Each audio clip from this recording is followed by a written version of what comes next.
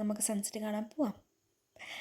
ഞാൻ ഇന്ന് ക്രിസ്മസ് ആയിട്ട് വീട്ടിൽ തന്നെ ചടഞ്ഞുകൂടിയിരിക്കരുത് എന്ന് ഓൾറെഡി തീരുമാനിച്ചത് കാരണം ഒരു 5-5:30 ആകുമ്പോഴത്തേനും ഞാൻ വീട്ടിൽ നിന്ന് ഇറങ്ങി. അതാകുമ്പം കൃത്യം സൺസെറ്റിൻ്റെ സമയത്ത് നമുക്ക് ബീച്ചിലെത്താമല്ലോ.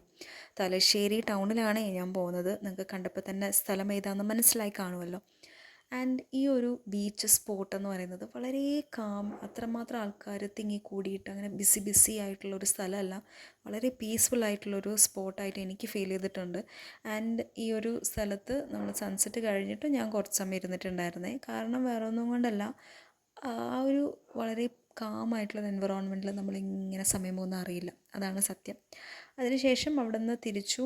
പിന്നെ നടക്കുന്ന വഴിക്ക് ഒരുപാട് ജ്യൂസ് ഷോപ്പ് ഇതൊക്കെ ഉണ്ടായിരുന്നു. പക്ഷേ ഞാൻ എൻ്റെ മനസ്സിനെ കൺട്രോൾ ചെയ്തു. പോകുന്ന വഴിക്കാണ് അവിടെ ഒരു പുസ്തകോത്സവം ഉള്ളതായിട്ട് കണ്ടത്. എനിക്ക് ബുക്സ് വായിക്കാൻ ഇഷ്ടമാണ്. അപ്പോൾ ഞാൻ ഒരുപാട് ബുക്സൊക്കെ നോക്കി. അതിൽ ഞാൻ കുറേ തിരഞ്ഞു നടന്നൊരു ബുക്കാണ് ഈ ഒരു ബുക്ക്. എനിക്ക് ഹാർഡ് കവർ 240 റുപ്പീസിന് കിട്ടി. I felt really happy.